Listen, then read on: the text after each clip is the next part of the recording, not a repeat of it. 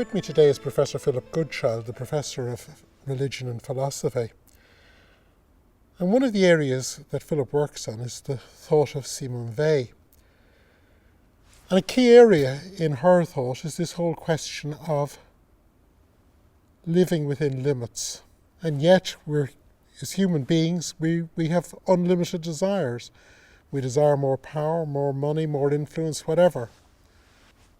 Can you introduce us to this idea that Simone Weil has about living within limits?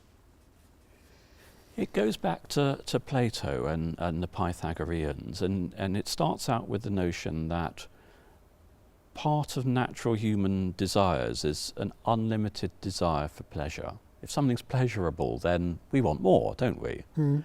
And then this you can easily link to notions of progress insofar as society gives us more and more pleasures. Every day in every way, getting better and better and bigger and bigger. Exactly. And this is, of course, marvellous if all we want is pleasure.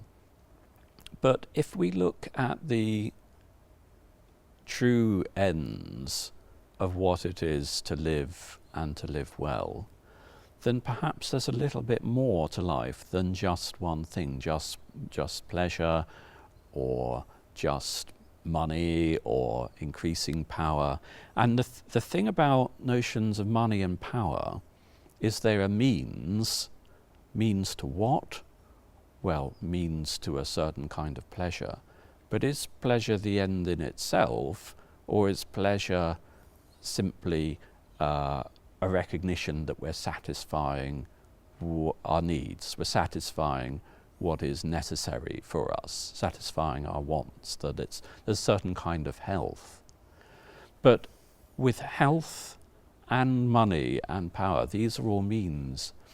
And for Weil, what goes wrong essentially in human thinking is to take a means as an end. So if we take power, for example, as the end of human life, then we're aiming at more and more power. Well, it's the same with money. We're aiming for unlimited quantities of money. Or it could even be the same with health. If we have an ideal of health, we work endlessly towards achieving that health. And then, of course, we get old and get ill, and it doesn't work that way anymore. So all these are means to a good life. But the good life must, in some respect, come from elsewhere. It must be something different. So at the centre of thought is thinking that if we think in terms of quantities alone, things that you can measure, like health perhaps, or power or money or pleasure, then what we're doing is we're living with abstractions. Pure abstractions, taken out of their context, taken out of the conditions under which they arise, and the conditions under which they collapse or fall and fade away. It's as though we're imagining that we're not subject to time. And the nature of reality is that we are subject to time, and the most difficult thing for us to think about, according to Weil, is time itself. That is the hardest thing. To truly pay attention to reality is to pay attention to its temporality, or as she puts it, to press it to the heart until the heart breaks. And to pay attention to our finitude. Exactly. Yes, paying attention to our finitude. So how do we escape from this predicament where we have a natural tendency to abstract, to either think of abstract certain qualities as being what we aspire to, or certain abstract quantities of what we aspire to? Her solution is to pay attention to reality. But to what aspect of reality? Well, reality insofar as it limits us. We're only caught up in our own heads when we're thinking in terms of abstractions. We're only caught up in our imagination.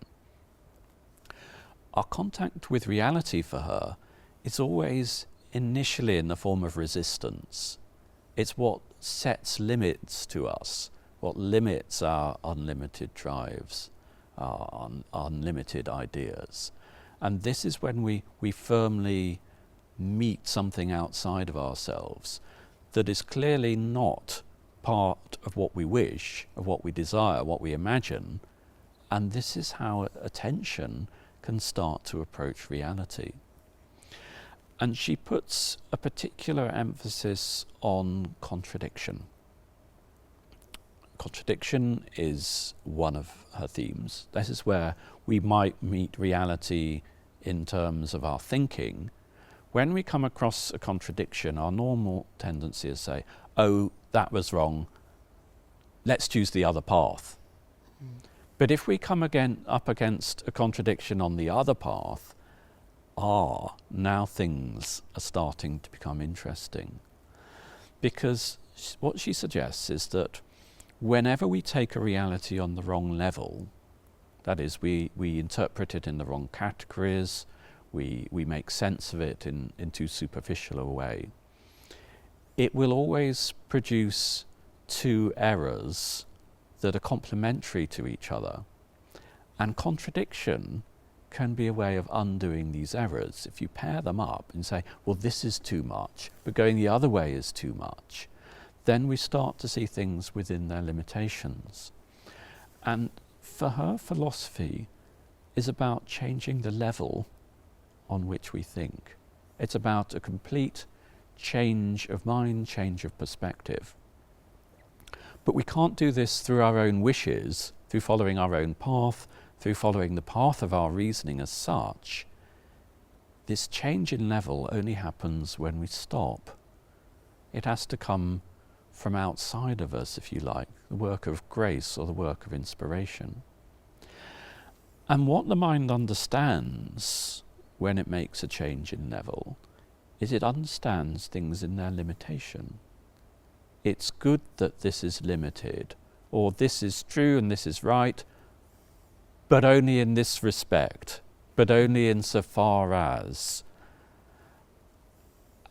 What our mind is capable of doing is forming relations, not just abstract quantities, abstract qualities, but forming relations, seeing the conditions. If this happens, then that happens. Or if this doesn't happen, that will no longer be possible. And we find these arising, if we look at contradictions, or if we try out ideas in reality, try and make them real. It's one thing to have an order of ideas in your own mind, but if you turn them into a reality through work, then you're turning them into a sequence of actions. And the sequence of actions in time is very different from an order of ideas in the mind. And this relates back to our idea that philosophy is concerned with existence in time, with paying attention to finite things, so that what we understand primarily is not the abstract quantities or abstract qualities, but the limitations which are expressions of relations. This is true insofar as, in this proportion, in that respect, under these conditions. And that is what thinking should be doing according to her. Philip, probably, deep within the history of our Western intellectual tradition is the belief that the law of contradiction is the one absolute law of philosophy. And we tend to love bifurcations and then to go off to extremes, because one must be true, one must be false in the sort of classical logical paradigm. But what you're actually saying is that Simone Weil is warning us that in playing those games, we are actually denying our own reality as finite beings. That's right. Those games, if you put aside something, searching for, and then take the other path, you haven't changed the level on which you're searching. You've still got the same set of ideas, the same set of concepts. You haven't improved your understanding at all. So it's an idea that she learns from Kant, perhaps, but she applies it throughout the way in which we think, and she thinks it's called the dialectic, and it's a practice of philosophy that goes back to what Plato did rather than to Plato's supposed doctrine. Philosophers teach us a method, they don't teach us a doctrine for her. Philip, thank you very much.